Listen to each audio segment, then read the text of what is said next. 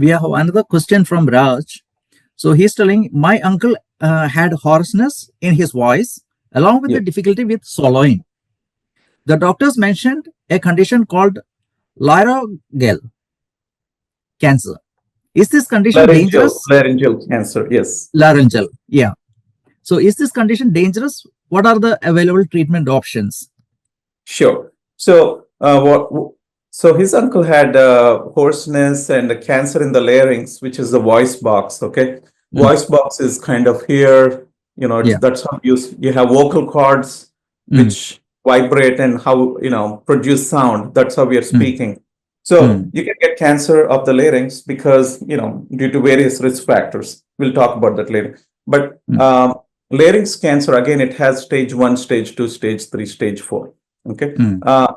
When somebody has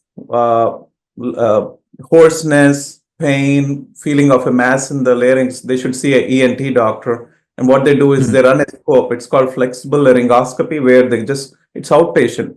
You can do it within 5 minutes. They go down the nose with some local anesthesia and look on the larynx, and you could potentially find like a mass on the vocal cords, or above the larynx, we call it supraglottis, or below the larynx, we call it subglottic.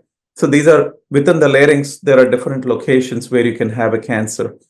If it is an early stage cancer, let's say stage 1 or early stage 2, you can still offer surgery and take out the tumor. But it's more advanced. We may have to do chemotherapy with radiation, or sometimes even total laryngectomy, where you have to remove the entire larynx. So those are the different treatments. I want to say, today we have minimally invasive surgeries, like laser surgeries. We have transoral robotic surgeries, which we didn't have before, where surgeon can just go from using robotic machines, which they control with a computer or with their hands, but actually the robot is doing that surgery. So we have the technology where they can go and take out tumors and save the patient. Now, the most important thing with the larynx cancer we need to know is larynx is important for speech, for swallowing, for airway protection.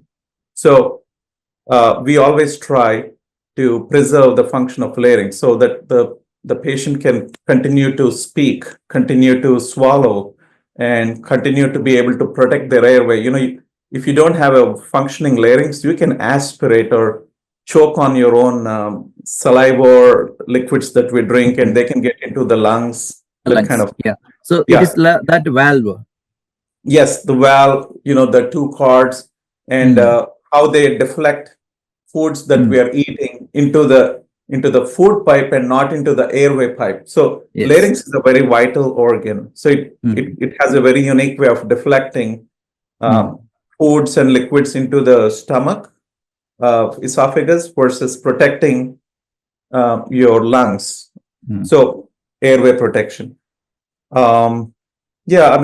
So diagnosis, treatments, laryngeal preservation is most important to extend the quality of life. We don't want to go and take out the larynx on every patient because they're not going to be able to speak. So what we do is we do radiation and chemotherapy in some of these advanced larynx cancers and preserve the function, as well as minimally invasive surgeries. You still retain the function of the larynx as well as, cure the cancer.